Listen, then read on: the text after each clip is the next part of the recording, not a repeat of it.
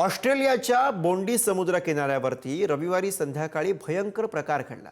सिडनीच्या या बीचवरती ज्यू लोकांचा उत्सव सुरू असताना मूळ पाकिस्तानातले दोन बापलेक हे हातात मशीन गन घेऊन घुसले आणि त्यांनी ज्यूंना मारायला सुरुवात केली।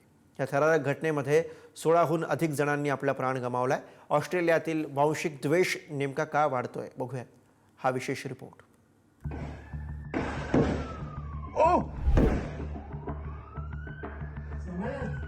सिडनीच्या बॉन्डी बीचवरची ही गर्दी निमित्त होतं ज्यू समुदायाचा महत्त्वाचा उत्सव असल्या हानुकाचं। आर्चर पार्कमध्ये हानुका बाय द सी या पारंपरिक कार्यक्रमासाठी शेकडो ज्यू बांधव, लहान मुलं आणि कुटुंब जमलेली होती। सर्वत्र दिव्यांची रोषणाई, गाणी आणि आनंदाचं वातावरण होतं। तेवढ्यात अचानक फायरिंगचे आवाज यायला लागले।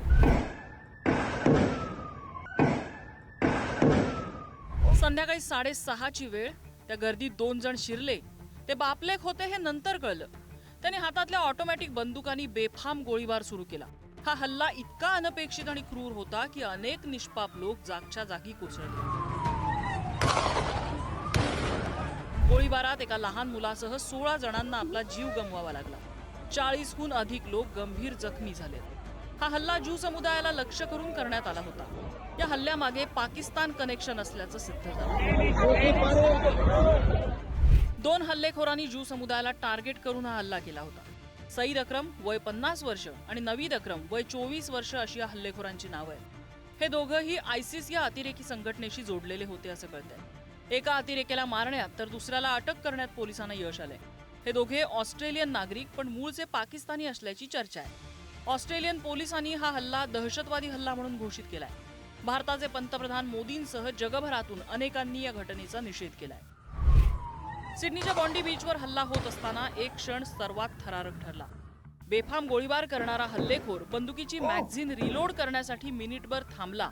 तितक्यात एका मोठ्या दिव्याच्या खांबाच्या मागे लपलेल्या एकानं स्वतःच्या जीवाची पर्वा न करता हल्लेखोरावर झेप घेतली। त्याच्या हातातली बंदूक हिसकावून घेतली आणि त्याला पळायला भाग पाडलं। पण पळणाऱ्या हल्लेखोरावर पोलिसांनी अचूक गोळी झाडली आणि त्याला यमसदनी धाडलं। तर दुसऱ्याला अटक करण्यात पोलिसांना यश आलं। गेल्या काही महिन्यात ऑस्ट्रेलियामध्ये अल्पसंख्याक समुदायांवरच्या हल्ल्यांच्या घटना चिंतेचा विषय बनल्या। 2020-21 मध्ये आशियाई समुदायाला कोविडसाठी दोषी धरून शाब्दिक आणि शारीरिक हल्ले झाले। मार्च 2019 मध्ये न्यूझीलंडच्या क्राइस्टचर्च मशीद परिसरात गोळीबार झाला, त्यातला हल्लेखोर ऑस्ट्रेलियन होता। सप्टेंबर 2023 मध्ये मेलबर्नमध्ये ज्यू विद्यार्थ्यांच्या शाळेजवळ चाकू हल्ला झाला। सुदैवानं यात जीवितहानी झाली नाही। एप्रिल 2024 मध्ये बॉन्डी जंक्शन वेस्टफील्ड मॉल चाकू हल्ला झाला। यात महिला लक्ष्य होती। 5 महिला आणि 1 पुरुषाचा त्यात मृत्यू झाला। तर डिसेंबर 2025 मध्ये बॉन्डी बीचवर जो गोळीबार झाला, ज्यात ज्यू लोकांच्या हानुका बाय द सी या उत्सवावर हल्ला होता, ज्यात 16 जणांचा मृत्यू झाला। अति उजवी विचारसरणी, ऑनलाईन कट्टरतावाद आणि या सगळ्यामुळे वाढणाऱ्या मानसिक समस्या यामुळे ऑस्ट्रेलियातले हे वंशभेदाचे हल्ले वाढतायत असं म्हटलं जातंय।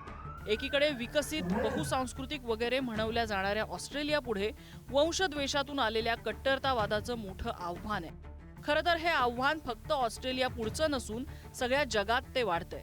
त्यामुळे ऑस्ट्रेलियातल्या घटनांमुळे आपण सगळ्यांनी शहाणं होणं गरजेचं आहे। ब्युरो रिपोर्ट, पुढारी न्यूज।